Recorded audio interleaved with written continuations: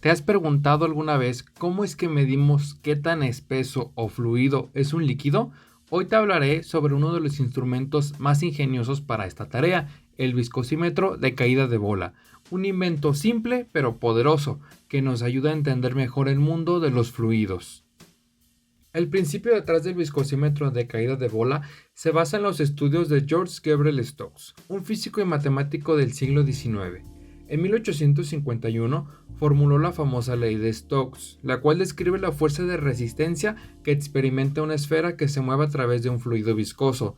Esta fuerza es directamente proporcional a la velocidad de la esfera, el radio de la esfera y la viscosidad del fluido.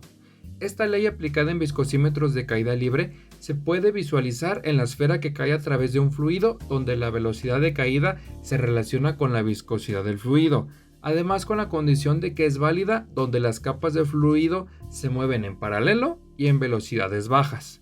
La viscosidad se calcula utilizando la velocidad de caída de la esfera, el radio de la esfera, la densidad de la esfera y la densidad del fluido. El viscosímetro de caída de bola se rige principalmente por tres leyes físicas.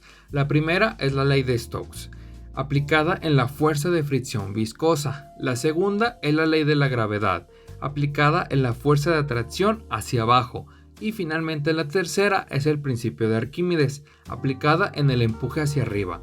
Cuando una esfera cae dentro de un líquido, alcanza una velocidad constante, llamada velocidad terminal. En ese momento, las fuerzas de fricción y empuje equilibran exactamente su peso. Llegado hasta aquí, es momento de preguntarnos cómo funciona un viscosímetro de caída de bola. Su funcionamiento es sencillo pero preciso. Se deja caer una pequeña esfera de material conocido dentro de un líquido a temperatura controlada. Se mide el tiempo que tarda la esfera en recorrer una distancia específica y con esta información se puede calcular la viscosidad.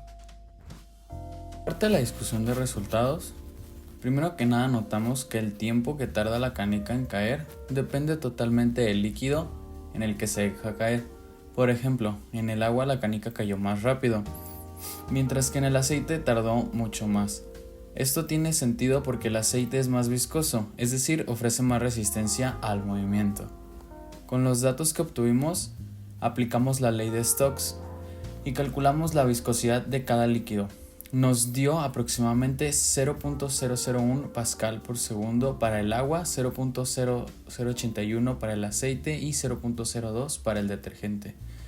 Estos valores tienen lógica si los comparamos con cómo se comportan los líquidos en el experimento. Obviamente hubo pequeños errores, como al usar el cronómetro manual o si la canica no caía totalmente recta, pero en general los resultados fueron bastante claros y nos ayudaron a entender cómo funciona la resistencia viscosa en diferentes fluidos.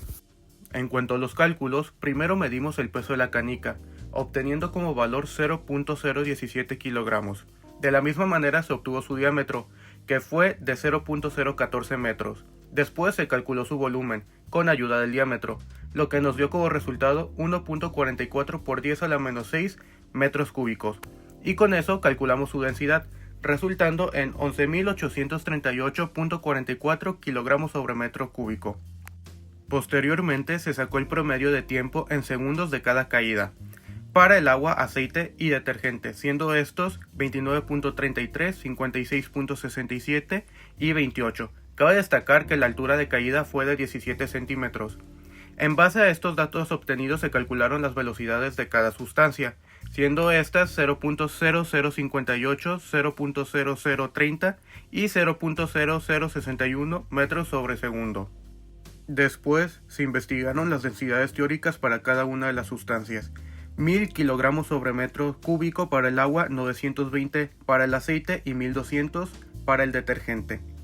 Y finalmente, aplicando la fórmula de Stokes, obtuvimos la viscosidad de cada una de las sustancias. Para el agua fue de 0.19, para el aceite de 0.38 y finalmente el detergente de 0.18 pascales por segundo.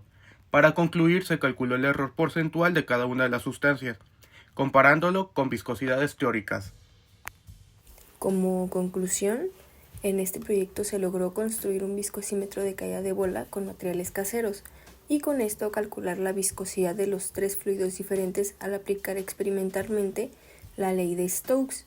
Despejando la viscosidad de la fórmula utilizada, hemos demostrado su funcionamiento y qué tan eficaces y confiables pueden ser, considerando que puede haber ciertas variaciones al momento de utilizar las mediciones. Se optó por obtener un tiempo promedio con 3 intentos por fluido y buscar una fórmula de la ley de Stokes que se adapte a los datos que logramos obtener de cada experimento. Aún así se presentó algo de variación en los datos obtenidos experimentalmente por los factores analizados en la discusión de resultados antes mencionados. Fuera de eso, pudimos aprender el funcionamiento de la viscosidad y qué tan influyente puede ser la precisión en este tipo de experimentos, así como fortalecer el trabajo en equipo a pesar de las limitantes.